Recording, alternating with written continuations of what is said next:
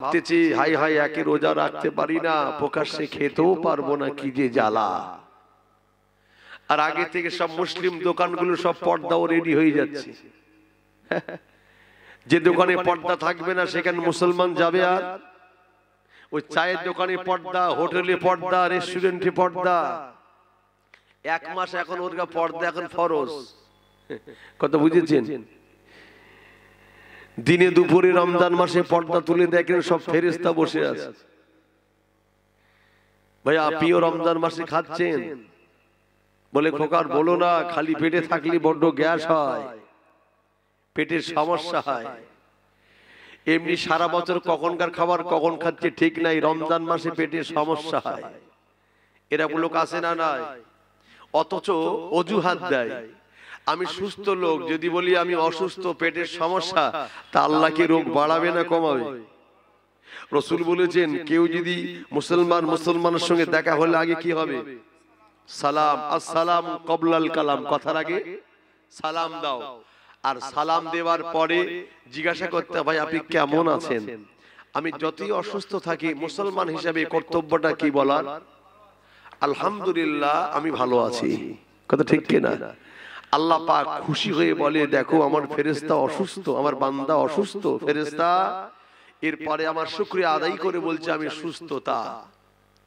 কেন এই কথা বলবো? তবে কি মিথ্যা কথা বলা হচ্ছে? না না না। যদি বলেন কেন, তাহলে বলবো আমি যত অসুস্থ হই এর চেয়ে আরো কঠিন রোগী আছে না নাই? অনেক লোক আছে হসপিটাল দেখে আসেন, কি করুন দৃশ্য, তাদের দেখলে খাওয়া উঠে যাবে আপনার, আছে না? যান পিজিতে, লিল্লনতে, এনআরসি যান, দেখে আসো। তাহলে ওদের আল্লাহ আমাকে ভালো রেখেছে না রাখে নাই? আল্লাহ যে হালাতে রেখেছে আলহামদুলিল্লাহ, আল্লাহ পাক খুশি হয়ে যায়, ফেরেশতা আমি আল্লাহ ও রোগ থেকে মুক্তি দিয়ে দিলাম। জোরে বলুন। যে ঠোকা রোগ আছে আল্লাহ বলছেন মুক্তি দিয়ে দিলাম। আর যদি ওই নাকে কাঁদি, আর ভাই বলো না বিরাট সমস্যা, এই সেই হাবি যাবি ঔষধ ছাড়া চলে না, তা আল্লাহ ঔষধের ওসিলাই বাঁচিয়ে রাখবে তোমার। কথা ঠিক না বেঠিক? তবে আপনি জানবেন ঔষধ আমি আপনি খাই, ঔষধ খাওয়ার একটা দোয়া আছে না নাই? বিসমিল্লাহ বলে সব কাজ রাসূল করতে বলেছেন, এই কাজে বরকত বাড়িয়ে দেবেন কে? জোরে বলেন। আর বিসমিল্লাহ বলে যদি ঔষধ খায় তাহলে রোগেরও বরকত বেড়ে যাবে। এই জন্য বিসমিল্লাহ বলে ঔষধ খাওয়া যাবে। ঔষধ খাওয়ার একটা দোয়া আছে না? এই দোয়াটা বলে আমাকে ঔষধ খেতে হবে। কারণ ঔষধ পেটে যাওয়ার পরে আল্লাহকে বলে আল্লাহ আমি কি কাজ করব? আল্লাহ যদি অনুমতি দেয় তবে ঔষধ কাজ করে, নইলে ঔষধের বাবার ক্ষমতা নেই আমার রোগকে সারাবার। একবার জোরে বলুন। আরো জোরে বলতে পারছেন না? কারণ প্রমাণ দেখে নেন, একই ডাক্তার, রোগী হয়তো আলাদা কিন্তু একই রোগ। রোগী আলাদা, রোগ একই, ডাক্তারও একই। ওই ডাক্তারকে দেখি একই রোগ, একজন সুস্থ হয়ে বাড়ি এসছে, আর একজন রোগী রোগ একই, একই রোগ, রোগী আলাদা, সেও গিয়েছে ডাক্তার দেখাতে, আবার দেখা যায় আরেকজন ঔষধ খেয়ে কবরে চলে যায়। ঠিক না ঠিক? ঔষধ খেয়ে কেউ সুস্থ হচ্ছে, আবার কেউ কবরে চলে যাচ্ছে। মানে ঔষধের ক্ষমতা নেই আমাকে বাঁচাবার মালিক কে? আল্লাহ। এই জন্য আল্লাহর বান্দা যত অসুস্থ থাকেন না কেন আপনি আলহামদুলিল্লাহ বলুন। আর আপনি অসুস্থ থাকবার পরেও আপনি রোজা শুরু করুন, দেখবেন আল্লাহ আপনার দ্বারাই সমাপ্ত করাবেন। একবার জোরে বলুন। আর যদি মনে করেন নামাজ পারবো না, তো কোনোদিন আপনি পারবেন না, কোনোদিন আপনি পারবেন না। কথা ঠিক কিনা? মান কানা লিল্লাহি কানা আল্লাহু লাহু। যে বান্দা আল্লাহর দিকে এগিয়ে যায় আল্লাহর হয়ে যায়, আমার আল্লাহ পাক তারই হয়ে যায়। আর একবার জোরে বলেন।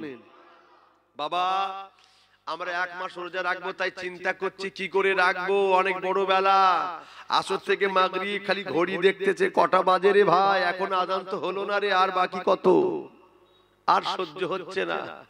আসর থেকে খালি দাঁত মাজতেছে, মেসওয়াক চলতেছে, কখন আজান হবে। আর যারা ইফতারির জন্য টেনশনে থাকে এর কষ্ট বেশি হয়, লিখে নেন।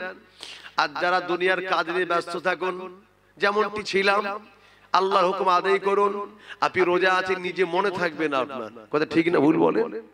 আর যদি ভাবে কখন আজান হবে রে, আর সহ্য হচ্ছে না, পরের দিন আপনি আর পারবেন না, ওই পর্যন্ত সমাপ্ত। কথা ঠিক না ঠিক? আর যারা যেমন সারা বছর তেমনটি দুনিয়ার সমস্ত কাজ কাম বিবি বাচ্চা ছেলে মেয়েদের নিয়ে এরপরে আল্লাহর হুকুম আদায় করে টাইম টেবিলে ঠিক তদ্রুপ রমজান মাসে মনে করে আল্লাহ তাদেরকে আসান করে দেয়। বাবা আমাদের এক মাস রোজা রাখলে খালি টাইম দেখি, কিন্তু আমার নবী এবং নবীর সাহাবাদের সারা জিন্দেগি অভাবে কেটে গেছে। তারা কখনো ভাবি নাই যে অভাবে যাচ্ছে, কষ্ট সহ্য করতে পারি না, ও হারাম হাই হোক, কোথায় দুটো হালাল, কোথায় দুটো মাল পাওয়া যায় দেখ, এরকম চিন্তা ভাবনা ছিল তাদের। মরে যাব এই জবানে কখনো হারাম মাল দেব না, একবার জোরে বলুন। আর এক মাস রোজা রেখে অনেক মুসলমান আছে আবার হারাম পাশে ইফতার করে, ঠিক কিনা বলুন?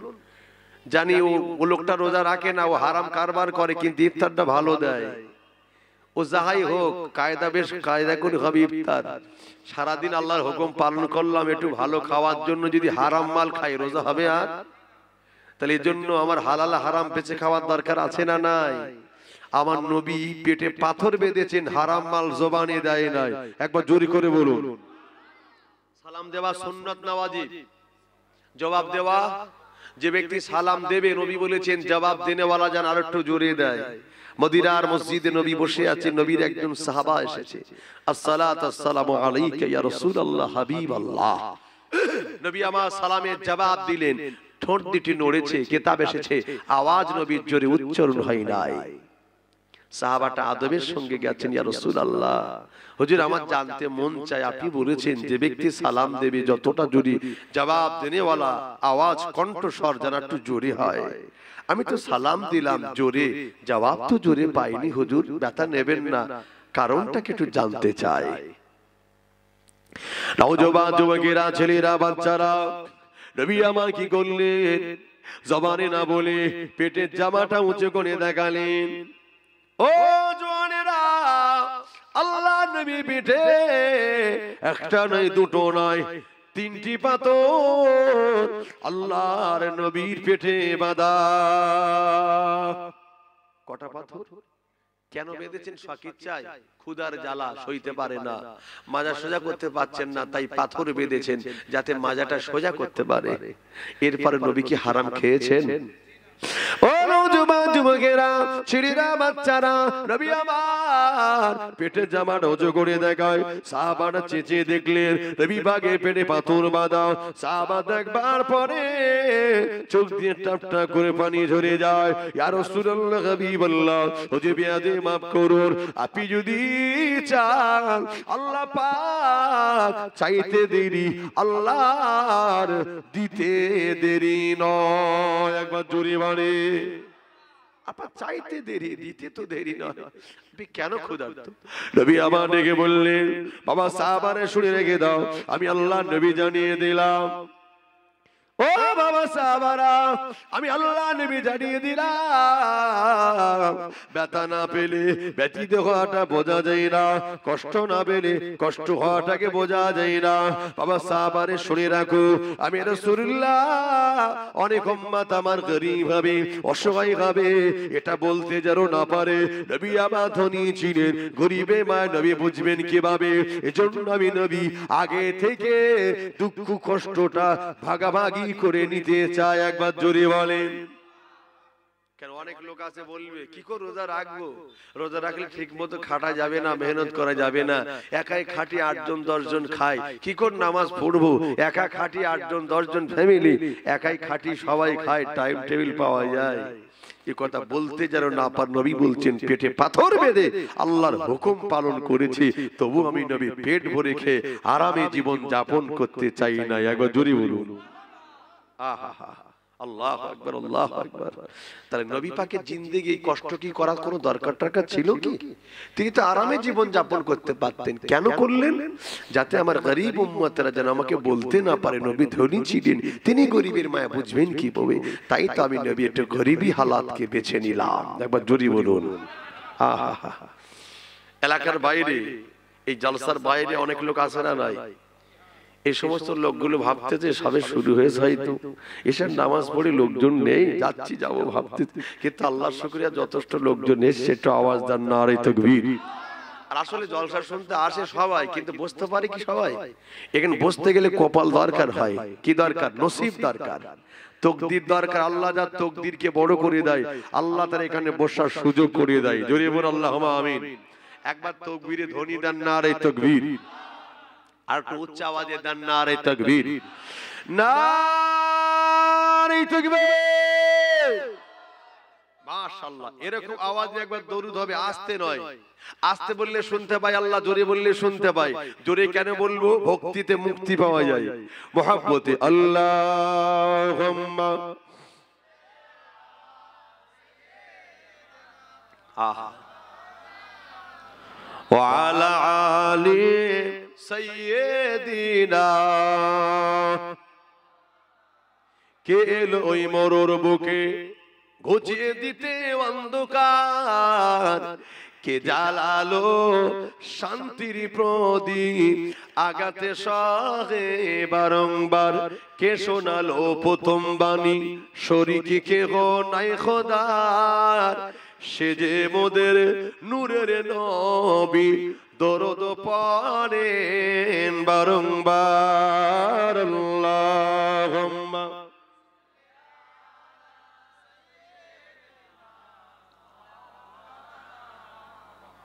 ওয়া আলা আলি। ও নওজোয়ান যুবকেরা, ছেলেরা, বাচ্চারা, নবী আমার বললেন গরিবী হালাতকে আমি পছন্দ করি, এজন্য গরিবী হালাত আমি নবী বেছে নিলাম। যুবকেরা রে, নবী চাইলে ধনী হতে পারতেন, নবী চাইলে তিনি ধনী হালাতে, নবী চাইলে তিনি সুস্থ হালাতে জীবন যাপন করতে পারতেন, কিন্তু না, গরিব উম্মতের কথা নবী বলে নাই। তাই নবী গরিবী হালাতকে পছন্দ করে নিলেন। আল্লাহ পাকেকে জানিয়ে দেয়, হাবিবি রে, তুমি যদি চাও আমি আল্লাহ পাক, তুমি যদি চাও আমি আল্লাহ পাক তোমার জন্য এই পাহাড়গুলো হীরামতি মুক্তা সোনা বানিয়ে দেব। হাবিব তুমি কি তাতে খুশি? নবী বলছেন না আল্লাহ। হাবিব তুমি কিসে খুশি? আল্লাহ পাক আপনি যদি আমার গুনাহগার আম্মা তুম্মা তানি দিকে জীবনের গুনাহ যদি maaf করে দেন, নাজাতের ওসিলা যদি বানিয়ে দেন, আমি নবী আমি তাতে রাজি হয়ে যাব।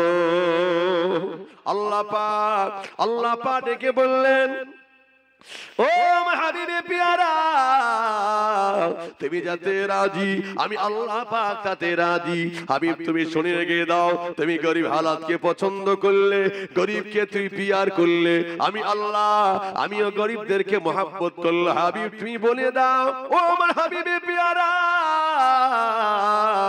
আমি আল্লাহ পাক জানিয়ে দিন, হাবিবি রে, ওই গরিব বান্দাদেরকে জানিয়ে দাও, কিয়ামতের দিনে ধনী দিচ্ছে গরিব দিগের 500 বছর আগে আমি আল্লাহ দয়ার জান্নাত দিয়ে দেব। আর একটু জোরে হবে না? ও নওজোয়ান যুবকেরা, ও নবী উম্মত উম্মতানিরা, নবী পাক গরিবী ছিলেন, কখনো খাবার জুটতো কখনো জুটতো না। আল্লাহ পাক আপনি আমাকে অভাবে রাখেন। আল্লাহ বলছে, হাবিবি রে, এই তো আমার কষ্টটা আমি আল্লাহ সহ্য করতে পারি না। নবী আমার বলছে, হাবিব আপনি যদি আমাকে ধনী করে দেন, আপনি যদি আমাকে বড় লোক করে দেন, আমি আপনার কথা ভুলে যাব, অভাব থাকবে না, আপনাকে ডাকবার কথা আমি ভুলে যেতে পারি। রব্বি আল্লাহ এক বেলা খেতে দেন, অপর বেলা অনাহারে রাখে, অভাব যখন হবে আমি আপনার কথা তখনই ডাকবো। একবার জোরে বলেন। এই জন্য গরিবরা আল্লাহকে বেশি ডাকে না, ধনীরা ডাকে? জোরে বলেন। অভাব থাকলে তো আল্লাহকে ডাকবো, কথা ঠিক কি না? ও রাব্বি আল্লাহ, আমি কন্যা দায় ভুগছি, সোপাতে দ্বারস্থ করে দেন। আল্লাহ আমি ঋণগ্রস্ত পরিশোধ করার তৌফিক দেন। আল্লাহ আমি রোগগ্রস্ত মুক্তি দেন। আল্লাহ আমি বিপদগ্রস্ত মুক্তি দেন। অভাব থাকলে আল্লাহকে ডাকে, তবে জানবেন আল্লাহ যারে ভালোবাসে তার জবান দিয়ে আল্লাহ আল্লাহ শব্দটা বলিয়ে না। একবার জোরে বলে, ও নবী উম্মত উম্মতানিরা, ও ছেলেরা বাচ্চারা, তবে আপনি মাথায় রাখেন যে সমস্ত ব্যক্তিগণ অসুস্থ হয়ে যায় ওরা কিন্তু আল্লাহকে ডাকে বেশি। সুস্থ মানুষের চেয়ে অসুস্থ ব্যক্তি বেশি ডাকে আল্লাহ।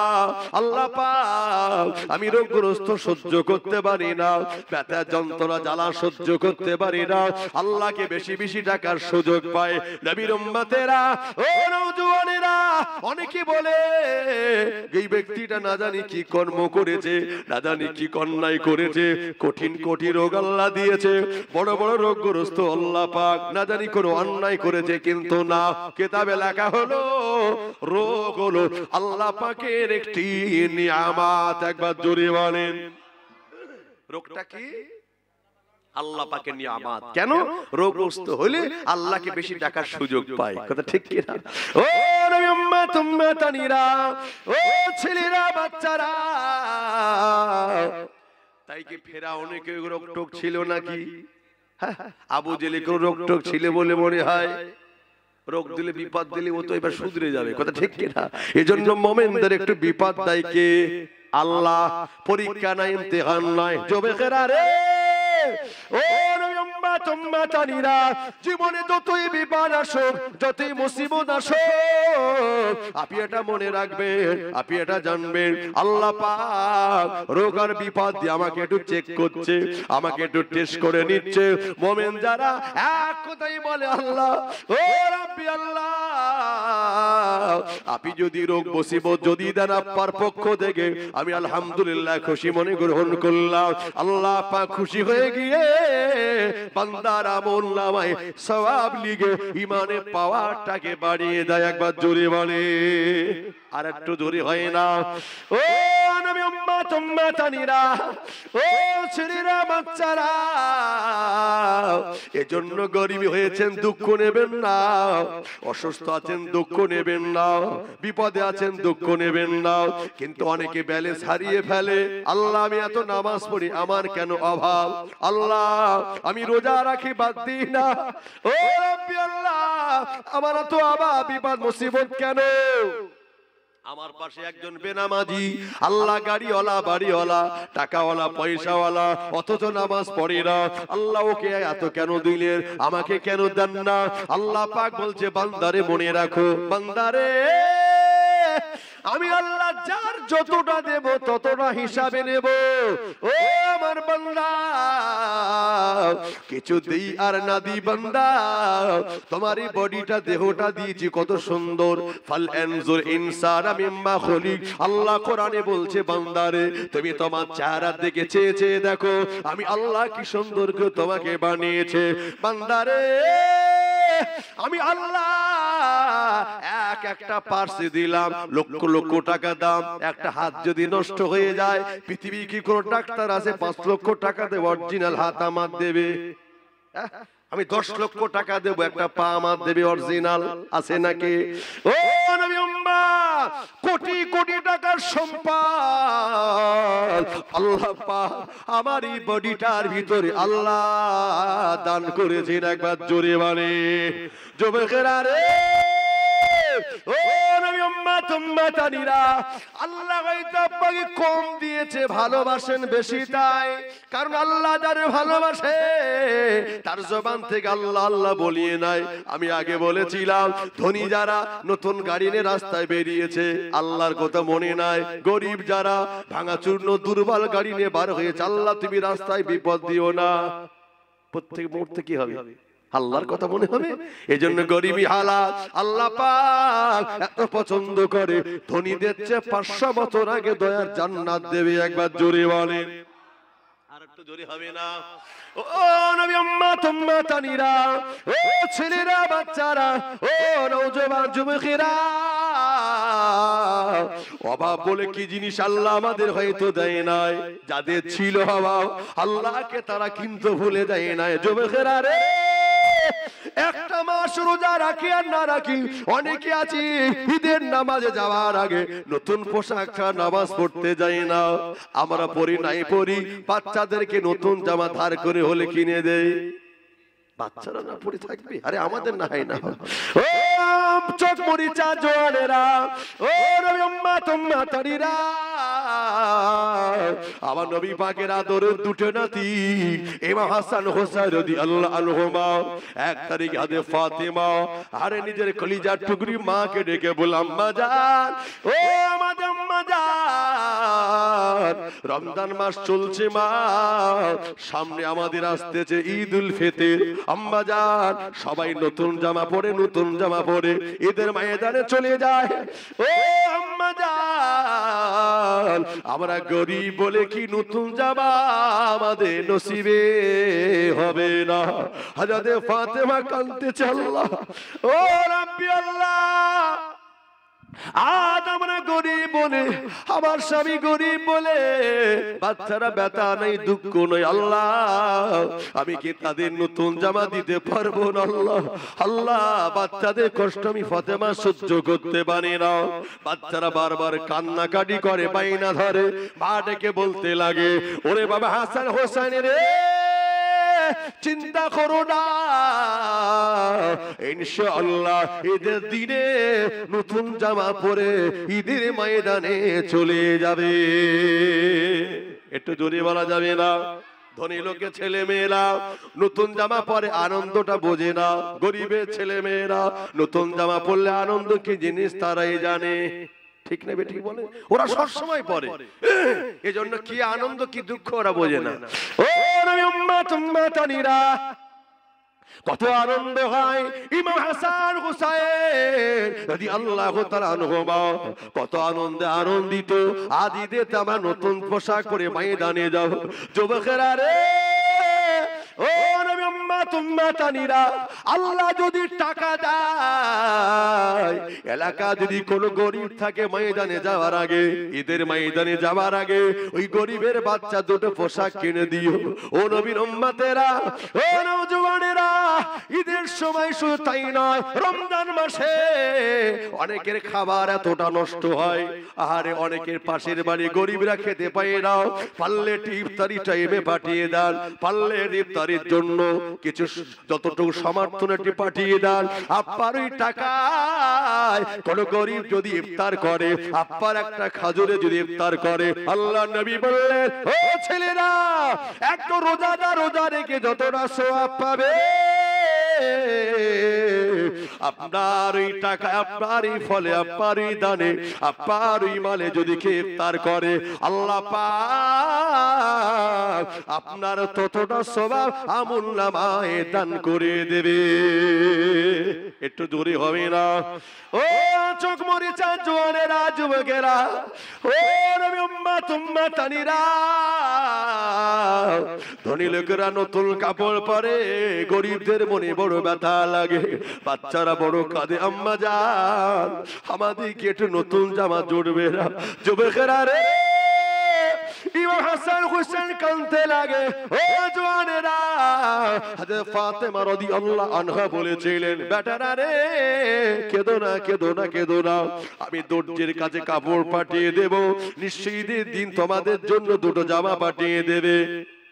দেখতে দেখতে ঈদের দিন এসে গেল, বাবারা বাবারা, ঈদের দিন এসে গেল, চলে যাও, ও আমার কলিজার টুকরা বেটারা, চলে যাও, একটু গোসল করে এসো, পাক পবিত্র হয়ে এসো। আম্মা জান এখনো পর্যন্ত জামা কেন আসে নাই? বেটারা রে, চলে যাও, গোসল করে এসো, আমার আল্লাহর কুদরতি ক্ষমতায় দর্জি বাড়িতে কাপড় দিয়ে যাবে। একবার জোরে বলে। হযরত ফাতেমা বলছেন, আল্লাহ, ও রাব্বি আল্লাহ, ও রাব্বি আল্লাহ, কোন দর্জির কাছে কাপড় আমি দিই না, না না না, কোন দর্জির কাছে কাপড় আমি দিই না।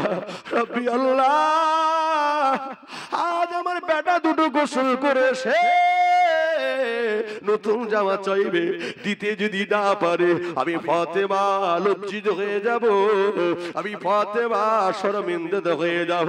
আল্লাহ, বেটা দুটো বলবে, ও নবী পাক পাকের বেটি তুমি মিথ্যা কথা বলো, ও নবী নন্দনী তুই মিথ্যাবাদী। ও রব্বি আল্লাহ, আমি ফাতেমা মিথ্যাবাদী হয়ে যাব, আমি ফাতেমা লজ্জিত হয়ে যাব, আমি ফাতেমা মিথ্যাবাদী হয়ে যাব। আল্লাহ পাক ওয়া তুইজ্জু মান তাশাউ ওয়া তুযিল্লু মান তাশাউ বিয়াদিকাল খায়র ইন্নাকা আলা কুল্লি শাইইন কাদির। ইজ্জত আর বেইজ্জতের মালিক হলেন ও রব্বি আল্লাহ, আপনি দয়াময়। আমি ফাতেমা যদি লজ্জিত হয়ে যায় আল্লাহ পাক, শুধু আমি নয় আমার নবীর বেটি মিথ্যাবাদী বলে প্রমাণ হয়ে যাবে। আল্লাহ পাক আপনি ইজ্জতের মালিক, আল্লাহ পাক ইজ্জতকে বাঁচিয়ে দেন। বেটা দুটো গোসল করতে চলে গেল। হযরত ফাতেমা রাদিয়াল্লাহু তাআলা কি করলেন? চিন্তিত হয়ে পড়লেন। আল্লাহ নবীর কথা মনে পড়ে যায়। আল্লাহ নবী এক তারিখে বলেছিলেন, ও বেটি ফাতেমা রে, ও বেটি ফাতেমা, যদি কখনো বিপদে মুসিবতে পড়ে যাও, দুনিয়ার মানুষের দ্বারস্থ হইও না, দুনিয়ার মানুষ দিতে পারবে না। ফাতেমা রে, যদি কখনো বিপদে মুসিবতে পড়ো, আল্লাহর সিজদায় পড়ে একটু আল্লাহকে ডাকো। উদউনি আস্তাজিব লাকুম, ডাকার মতো ডাকলে আল্লাহ পাক সাড়া না দিয়ে থাকতে পারবে না। একবার জোরে বলি, আরো জোরে হবে না? ও চোখ মরিসা জওয়ানেরা, ও নবী উম্মাত উম্মাতানিরা, হযরত ফাতেমা রাদিয়াল্লাহু তাআলা আনহা সহ্য করতে পারেন না। আমার স্বামী যে গরিব, আল্লাহ কোথায় পাবো নতুন কাপড়? এখন বাচ্চাদেরকে কথা দিয়ে দিলাম, কাপড় না দিতে পারলে লজ্জিত হয়ে যাব, মিথ্যাবাদী হয়ে যাব।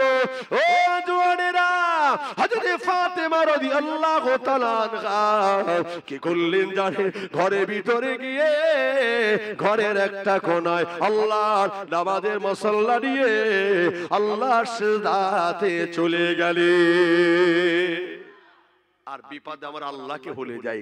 আমরা বিপদে পড়লে আল্লাহকে ডাকি, আর সুখের সময় আল্লাহকে ভুলে যাই। তাই তো আল্লাহর সাহায্য পাই না। বিপদে মুসিবতে আনন্দে বিনানন্দে বান্দা যদি আল্লাহকে ডাকে, আল্লাহ কখনো তাকে নৈরাশ করে না। দুনিয়ার মানুষ যদি দেয় কুলেবে না, আল্লাহ দিলে বান্দার কখনো ফুরবে না। আল্লাহ রহমতের ভান্ডারকে কম আছে নাই? একবার জোরে বলুন।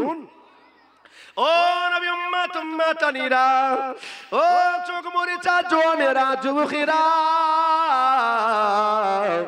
তবে দেখতে পাওয়া গেল হযরত ফাতেমা রাদিয়াল্লাহু তাআলা আনহা সহ্য করতে পারেন নাই, সিজদাতে পড়ে গেলেন, আল্লাহকে ডাকতে শুরু করে দেয়, রব্বি আল্লাহ, আমি ফাতেমা বিপদে পড়ে গেলাম, বাচ্চা দুটো গোসল করে এসে এখনই নতুন জামা চাইবে, দিতে না পারলে বাচ্চা দুটো কাঁদবে, আমি ফাতেমা আমার বাচ্চাদের কান্না আমি ফাতেমা সহ্য করতে পারবো না। একবার জোরে বলে আল্লাহ পাক ফাতেমাকে কত মহব্বত করলেন। ও জওয়ানেরা, ইমাম হাসান হোসেন কি কত মহব্বত করতেন। ও নবী উম্মাত উম্মাতানিরা, হযরত ফাতেমা রাদিয়াল্লাহু তাআলা আনহা উনি যখন নামাজ পড়তেন রাতের গভীরে, ইমাম হাসান হোসেন দোরলায় নাড়া দিয়ে বাচ্চা দুটো ঘুমিয়ে যেত।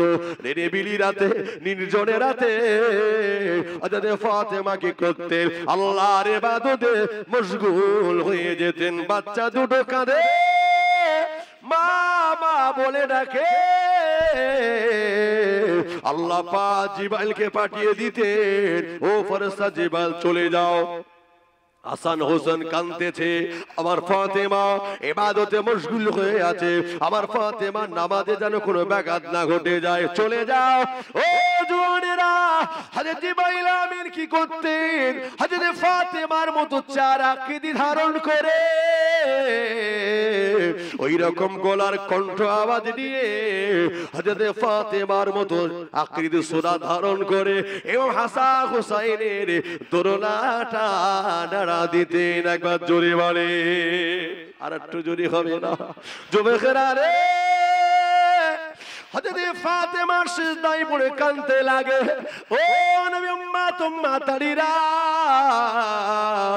কেঁদে কেঁদে কেঁদে কেঁদে চোখের পানি টপ টপ করে নামাজের মাসাল্লা ভিজে যায়, কাঁদতে লাগে। আল্লাহ পাক তার মুমিন বান্দির কান্না সহ্য করতে পারে না। আল্লাহ তাআলা মুমিন বান্দির কান্না সহ্য করতে পারেন না। আল্লাহ বলে জিবরাইল যা, তাই মদিনার একজন দর্জির বেশ ধারণ করে চলে যাও, দুটো জামা নিয়ে চলে যাও, আমার ফাতেমার ঘরে পৌঁছে দাও। একবার জোরে বলে। এই জন্য কথাই বলি, যার কেউ নেই তার কে আছে? যার কেউ নেই তার আল্লাহ আছে। একটু আল্লাহর হয়ে দেখেন কি মজা। আল্লাহ বিপদে মুসিবতে আল্লাহ কখনো নৈরাশ করে নাই। একবার জোরে বলুন। ও নবী উম্মত উম্মাতানিরা, ও ছেলেরা বাচ্চারা, ও চোখ মরিচা জোনেরা, তবে দেখতে পাওয়া গেল ইমাম হাসান হোসেন রাদিয়াল্লাহু আনহুমা গোসল করে এসে ডাক দেয় আম্মা জান, ও আমাদের আম্মা জান, ডাক দিতে লাগে। হযরত ফাতেমাকে খুঁজে পায় না, হযরত নবী নন্দিনীকে খুঁজে পাওয়া যাচ্ছে না, আহলিল জান্নাহ হযরত ফাতেমা রাদিয়াল্লাহু আনহাকে খুঁজে পাওয়া যায় না। কোথায় চলে গেল মা? কোনো সাড়া পাওয়া যায় না। ও যুবকেরা, একজন আস্তে আস্তে ঘরের ভিতরে করতে লাগে। মা তাকিয়ে দেখলে হযরত ফাতেমা আল্লাহর সিজদায় পড়ে কেঁদে যারে যার হয়ে যাচ্ছে। কেঁদে কেঁদে কেঁদে কেঁদে বেহুশ মতো হয়ে গেল। ও জওয়ানেরা, ওই সময় কে যেন দরওয়াজার সম্মুখে দাঁড়িয়ে গেল, সালাম দিয়ে বলতে লাগে এটা কি হযরত আলীর ঘর? এটা কি হযরত ফাতেমার ঘর? এই ঘর কার? এটা কি হযরত হাসান হোসেনের ঘর?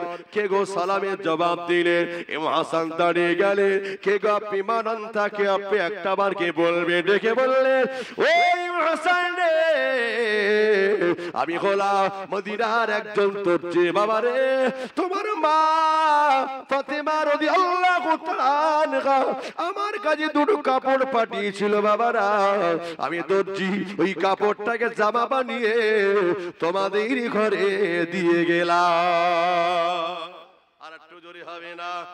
নারে দেখবে। ও নবী উম্মত উম্মাতানিরা, ও ছেলেরা বাচ্চারা, তবে দেখতে পাওয়া গেল ইমাম হাসান হোসেন রাদিয়াল্লাহু আনহুমা কাপড়টা হাতে করে নিলেন, দৌড়ে বেড়ে ঘরে চলে যায়। আম্মা জান সিজদায় পড়ে আছে, মাথা তোলে নাই, কাঁদতে লাগে। ও নবী নন্দিনী, ও আমাদের আম্মা জান, আপনি কাঁদবেন না, কাঁদবেন না। আপনি কখনো মিথ্যা কথা বলেন না, আপনি কখনো মিথ্যা কথা বলেন না। আম্মা জান, দর্জি মোটেই দেরি করে নাই, আপনার কথা অনুযায়ী ওই কাপড় দুটো আমাদের ঘরে দিয়ে গেছে। একবার জোরে বলেন। আহা, কাপড় দুটো নিয়ে হযরত ফাতেমা হাতে করে নিয়ে দেখছে আল্লাহ দুটো কাপড়ে তো দুটো কালার। আল্লাহ একটা সবুজ একটা লাল। আল্লাহ ব্যাপার কি? দ্বিতীয় দিক হলো আল্লাহ আমি তো কোনো দর্জির কাছে কাপড় দিই না। আল্লাহ কোন দর্জি দিয়ে গেল?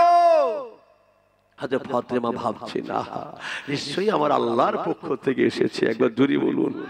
হযরত ফাতেমা কাপড়টাকে নিলেন, কাপড়টাকে নিয়ে বাচ্চাদের দিয়ে বললে বাবারা তোমাদের কোন কাপড় দুটো পছন্দ কার কার? ইমাম হোসেন রাদিয়াল্লাহু তাআলা আনহু তিনি কি করলেন?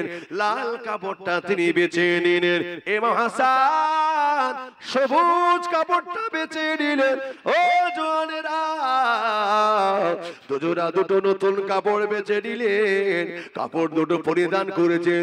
কত সুন্দর মানায়, আল্লাহর জান্নাতে যুবকদের সর্দার বলে যেন মানিয়েছে। একবার জোরে বলে। যুবকেরা রে, ও চকমরিচার মুসলমানেরা, ও নবী উম্মত উম্মতানিরা, দুজোড়া দুটো কাপড় পরে নিয়ে ঈদের ময়দানে দেখে আগে যায়। মদিনার বাচ্চারা ওদের কাপড়ের দিক তাকায়, বারবার জিজ্ঞাসা করে, ও হাসান, ও হোসাইন, একটুখানি বলো না এই কাপড়টা কোন জায়গা থেকে কিনেছো, কোন দোকান থেকে কিনেছো, একটুখানি বলো না। ওরে হাসান হোসাইন রে, আমরা মদিনার ধনী গলের ছেলেরা, ও হাসান হোসাইন, মদিনার সব দোকান থেকে যাচাই করে সবচেয়ে দামি কাপড় আমরা নিলাম, কিন্তু এত সুন্দর কাপড় আমাদের নজরে কখনোই পড়ে নাই। একবার জোরে বলে, কোথা থেকে কিনেছো ভাই এত সুন্দর কাপড়, কোন দোকান থেকে একটু বলো না, আমরা যদি কোনোদিন আবার কাপড় কিনে আবার ওই দোকান থেকে আমরা কাপড় নিয়ে জামা বানাবো। একবার জোরে বল সুবহানাল্লাহ। ইমাম হাসান হোসেন বলছে, ও মদিনার বাচ্চারা, এই কাপড়টা কোথা থেকে আমার আম্মা নিয়েছেন, একমাত্র আম্মাজি বলতে পারে, আমরা পারবো না, চলো তোমার মায়ের কাছে যাই।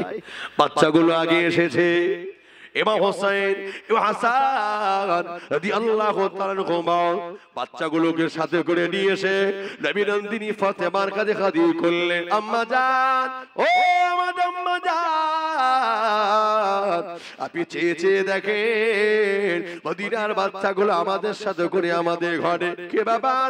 ওই বাচ্চাগুলো বলতেছে, আম্মা জান, এই কাপড়টা কোন জায়গাতে নেওয়া হয়েছে, ও আম্মা জান, এমন কাপড় তারা নেবে, এটি দোকানের সন্ধানটা তারা পেতে চায়, দোকানে অনুসন্ধানটা তারা পেতে চায়, ওই দোকানে পরিচয় পত্রটা জানতে চায়। হযরতে ফাতেমা রাদিয়াল্লাহু আনহা বলেছিলেন, ও মদিনার ধনী ঘরের বাচ্চারা, ও মদিনার ধনী ঘরের বাচ্চারা, শুনে রাখো, জেনে রাখো, বাবারা তোমরা ধনী ঘরের ছেলেরা, আল্লাহ তোমাদের অনেক মাল সামান দিয়েছে, অনেক সম্পদ দিয়েছে, যেমন কাপড় ইচ্ছা পড়তে পারো। আমরা বড় গরিব, আমি ফাতেমা, আমার বাচ্চা দুটো পায়না ধরেছে, নতুন জামা পরবে, আমি ফাতেমা কথা দিয়েছি কিন্তু দিতে পারি নাই, এ কাপড় দুনিয়ার কোনো কাপড় নাই। ও মদিনার বাচ্চারা, এই কাপড় দুটি হলো আল্লাহর জান্নাতের কাপড়। একবার জোরে বলে নারাই দেখবে। ও নবী উম্মত উম্মতানিরা, ও ছেলেরা বাচ্চারা, তবে দেখতে পাওয়া গেল আর আল্লাহ পাক দুজোড়া দুটো কাপড় কেন দিলেন দুই কালারের?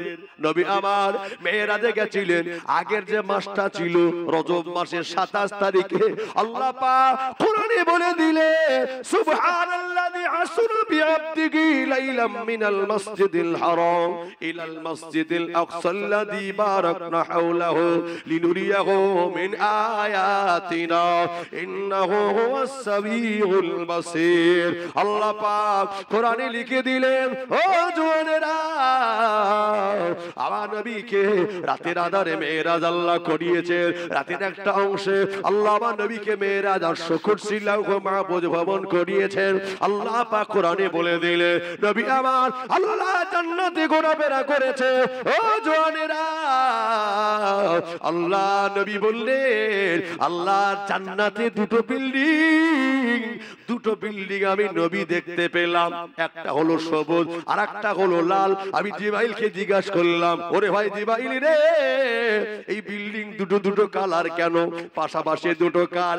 এক কথা বললে হাবিবে পিয়ারা, আল্লাহ পাক আপনার দুটো আদরে তৈরির জন্য আল্লাহ পাক আগে থেকে তৈরি করেছেন। একবার জোরে বলে, আপনার দুটো নাতির জন্য আল্লাহ পাক বানিয়েছেন। নবী বললেন, মেরাজে গিয়ে আমি দেখে এসেছি আমার হাসান হোসেনের জন্য দুটো জান্নাত, দুটো কালার, দুটো বিল্ডিং এ দুটো রং, একটা সবুজ একটা লাল, এজন্য আগে থেকে দুটো কালার পাঠিয়েছে। হ্যাঁ, একবার জোরে হবে না? কেন পাঠিয়েছেন? মৃত্যুর সময় একজনের চেহারা হবে কেমন, সবুজ কালার, আর একজনের হবে চেহারা লাল কালার। যুবকেরা রে, ও নবী উম্মত উম্মতানিরা, ও নওজোয়ান যুবকেরা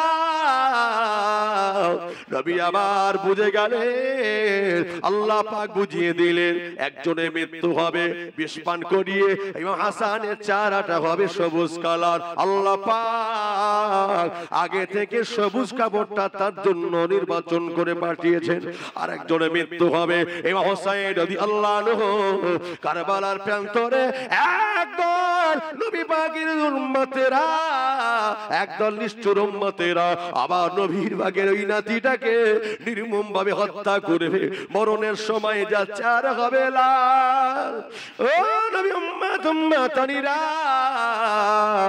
এজন্য আল্লাহ পাক আগে থেকে লাল কালার কাপড়টাকে পাঠিয়েছিলেন। জোরে বলে, আর একটু জোরে হবে না।